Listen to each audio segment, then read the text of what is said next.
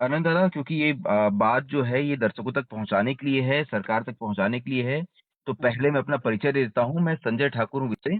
जी। आप हमसे संपर्क करना चाहते थे, अगर आप बता पाएँ कि आपकी पहचान क्या है? उसके बाद हम बातचीत आगे बढ़ाते हैं। जी, फिलहाल तो मेरा नाम अनंत ही है। जी, मैं मध्य प्रदेश, महाराष्ट्र, मध्य प्रदेश और छत्तीसगढ़ स्पेशल जोनल कमेटी का सदस्य हूँ। जी, मतलब एमएमसी एसजेडसी का सदस्य हूँ। जी, और एक प्रवक्ता के तौर पर ये प्रेस रिलीज जारी कर रहा हूँ, जी, तीनों राज्य के मुख्यमंत्रियों के नाम पर। जी। आप अभी फ़िलहाल एमएमसी ज़ोन के प्रवक्ता के तौर पे जनता के सामने अपनी बात रखना चाहते हैं और जी सरकार के जी। सामने भी बात रखना चाहते हैं। जी, जी अगर आप बता देंगे आप क्या कुछ बात रखना चाहते हैं, उसके बाद मैं अपने कुछ सवाल पूछ लूँगा आपसे। ठीक है, मैं स्टेटमेंट ही पढ़ देता हूँ सीधा। जी, बिल्कुल। प्रति श्री देवेंद्र फडणवीस, मुख्यमंत्री महाराष्ट्र राज्य, श्री विष्णुदेव साय, विजय शर्मा, मुख्यमंत्री और गृह मंत्री छत्तीसगढ़ राज्य, श्री मोहन यादव, मुख्यमंत्री मध्य प्रदेश राज्य। मैं Anant, Maharashtra, Madhya Pradesh, Chhattisgarh special zonal committee MMC zone के प्रवक्ता के तौर पर आप तीनों राज्य की सरकारों को एक निवेदन पत्र जारी कर रहा हूं। हाल ही में हमारे पार्टी के केंद्रीय कमेटी के सदस्य व polit bureau member comrade Sonu दादा ने देश दुनिया की बदलती परिस्थितियों का मूल्यांकन करते हुए हथियार त्याग कर सशस्त्र संघर्ष को अस्थायी रूप से विराम देने का जो निर्णय लिया है, उसका हम समर्थन करते हैं। सीसीएम सतीश दादा के बाद हाल ही में हमारे एक और सीसीएम कॉमरेड चंद्रन्ना ने भी इसी निर्णय का समर्थन किया है।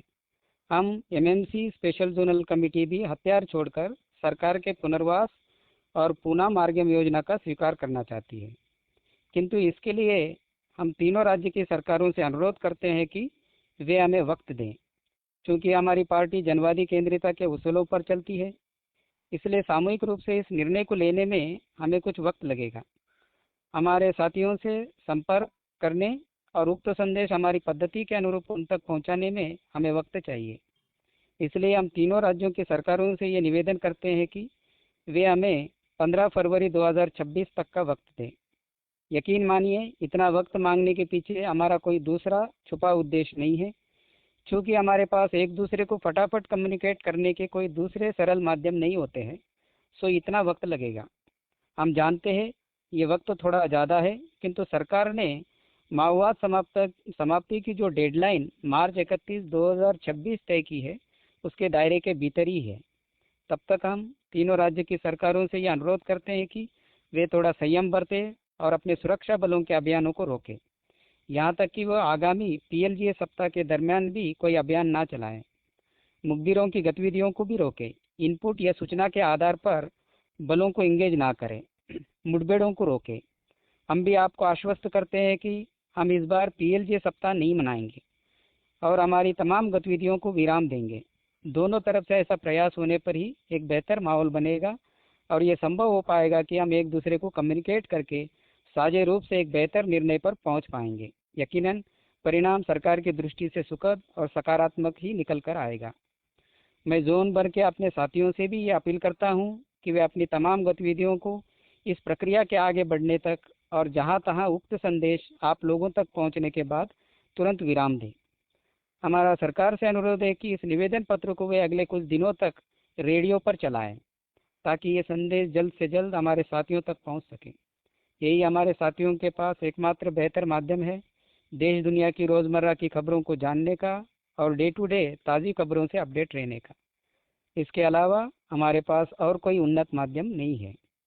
हम चाहते हैं कि तीनों राज्य की सरकारें इस बीच हमें कुछ जनप्रतिनिधियों से और कुछ पत्रकारों से भी मुलाकात करने का मौका दें, जी, ताकि हम सामूहिक रूप से हथियार त्याग कर सरकार के पुनर्वास योजना को स्वीकारने की निश्चित तारीख की जल्द घोषणा कर सकें।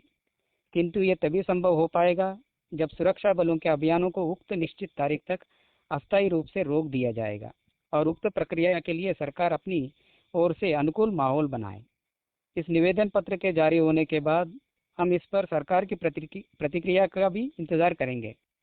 बेहतर है वे रेडियो में ही अगले कुछ दिनों तक शाम के प्रादेशिक समाचार के ठीक पहले हमारा ये बयान और अपनी प्रतिक्रिया प्रसारित करें, ताकि ये हमारे साथियों तक जितने जल्दी हो सके पहुंचे।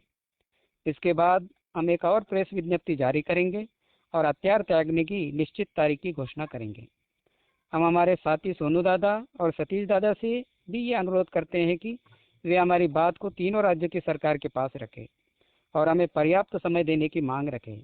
हम जनहितैषी जनप्रतिनिधियों से, पत्रकारों से और यूट्यूबर्स से पत्रकारों से भी ये अनुरोध करते हैं कि वे इसमें सरकार और हमारे बीच मध्यस्थता करें और हमारे अपील पर गौर करने के लिए सरकार से बात करें। इसके अलावा वे अपने यूट्यूब चैनलों पर भी इस समाचार को कवर करें। हम चाहते हैं कि वे इस मामले में एमएमसी जोन में उसी तरह की भूमिका निभाएं जिस तरह उन्होंने छत्तीसगढ़ और महाराष्ट्र में निभाया था।